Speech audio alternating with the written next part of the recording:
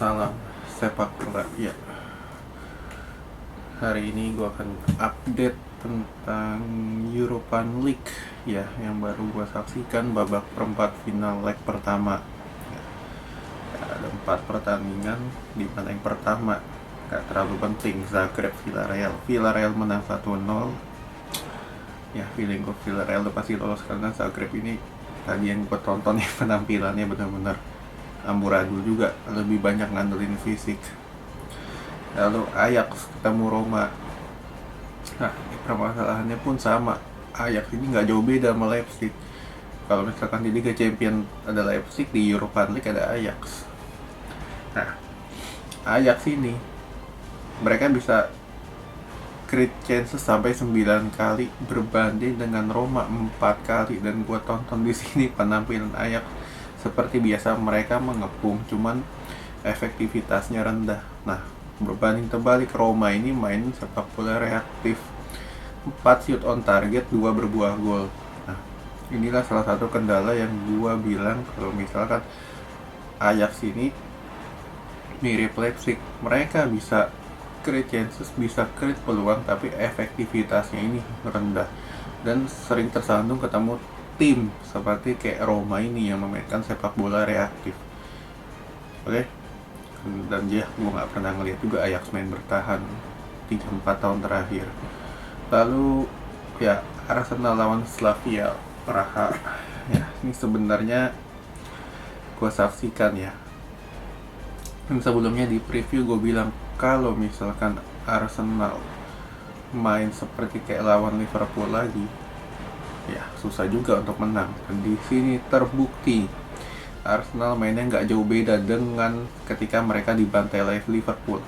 Kalau misalkan mereka lawan Liverpool kalah, ya itu murni karena kalah kualitas. Cuman kan Slavia Praha ini tim yang seharusnya bisa lu babat dengan mudah, tapi nyatanya kita lihat dulu dari segi cara permainan. Shoot on target Arsenal 2, Slavia 4. Possession 54-46. Jadi artinya Arsenal ini lebih banyak pegang bola. Cuman lebih banyak pegang bolanya ini terlalu sering mutar-muter, terlalu sering ketika mereka sudah sampai ke kotak penalti, yang di sini dalam hal ya Willian dengan Bukayo Saka. Dan di sini gue lihat Willian penampilannya jelek ya minta ampun. Saka pun juga bukan di top on perform. Smith Rowe gue nggak melihat dia ada di lapangan. Lalu sampai mereka dapat gol yang siapa itu namanya, si PP di menit ke 70 atau 60. Sebelumnya mereka dapat peluang juga dari Lacazette.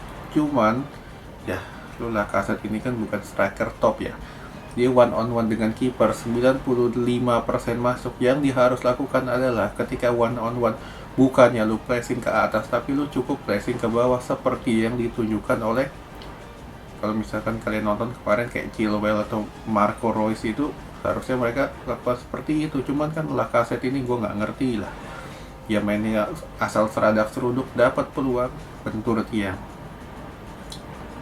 1-0 dari PP. Nah, dari PP ini, PP pun golnya juga kalau misalkan ditonton ya itu gol giveaway banget ketika pemain Leipzig di sini, terutama backnya ya si Zima atau Holmes atau siapa itu salah kontrol, direbut Auba, PP masuk cetak gol itu. Lalu sampai 1-0 perpanjangan waktu ya, waktu tambahan 4 menit.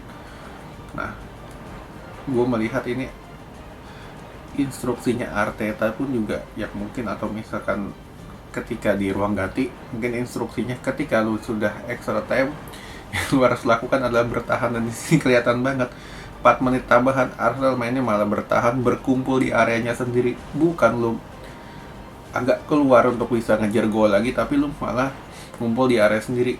Dan terlihat Slavia dapat set piece. Nah, tim-tim kayak gini kan terlalu sering ngandelin set piece. Nah, set piece-nya ini 1 gol, 1-1.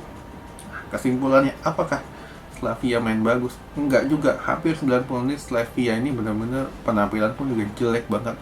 Arsenal lebih jelek lagi. Jadi gue gak heran kalau misalkan kedua tim ini berbagi angka 1-1.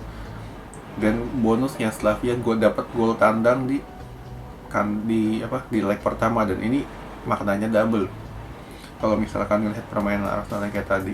Oke.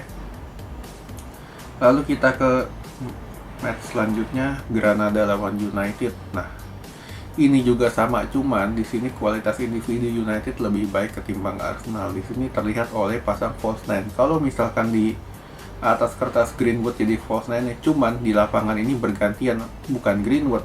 Greenwood agak bermain di posisi sayap kiri, sedangkan di depannya bergantian, entah itu Rashford atau Bruno. Nah, di sini MU dapat 1 gol di babak pertama, ya asis golnya khas Rashford banget. Kalau misalkan kalian lihat itu golnya mirip kayak Vinicius ke gawang Liverpool ya. Dapat 1-0, dan sampai di babak pertama selepas gol itu ya penampilan United biasa-biasa banget. Di sini kelihatan yang banyak pegang bola Pogba, bukan Bruno, karena Bruno ini lebih aktif dalam mengisi posisi false nine-nya. Dan di sini gue melihat kalau misalkan taktiknya Ole ya kembali old school banget. Kalau misalkan lu bermain false nine yang lu lakukan, contohnya bagusnya kayak City 4-3-3, saling bergantian, gak cuma 2 pemain doang, tapi ada 3-4 pemain yang bisa mengisi posisi ujung tombak. Dan di sini nggak kelihatan. Daniel James main di posisi naturalnya dia, Greenwood main di posisi naturalnya dia, ya cuman Bruno sama Rashford doang di depan. Jadi otomatis cuman 2 orang ini aja yang berbahaya. Di babak kedua, Rashford ditarik, Luke Shaw ditarik, Cavani masuk. Cavani pun mainnya juga bukan di posisi aslinya di depan, tapi agak di posisinya Rashford, di posisi sayap. Bruno yang jadi false nine. Nah, di sini kelihatan juga sampai dapat penalti, United ini mainnya cuma mutar-mutar doang. Ya, mutar-mutar sebenarnya dapat 2 peluang, dan gue lihat ya egois banget itu beberapa pemain ya. Kalau misalkan contoh nyatanya aja deh, kayak Maguire dapat peluang, gocek 2-3 pemain, dan yang dilakukan apa? Greenwood atau Bruno itu kosong, bukan dia oper, dia tendang langsung. Ya, kalau gue bilang ya lu bukan Messi yang bisa cetak gol kayak gitu. Nah, sampai di sini dapat lagi 1 peluang dari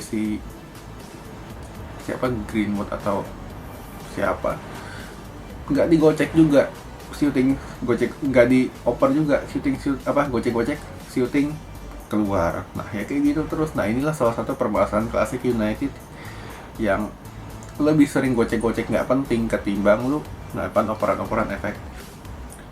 Nah, di sini beruntunglah mereka dapat penalti ya di menit ke-90 ketika Bruno disikut, dan ya 2-0.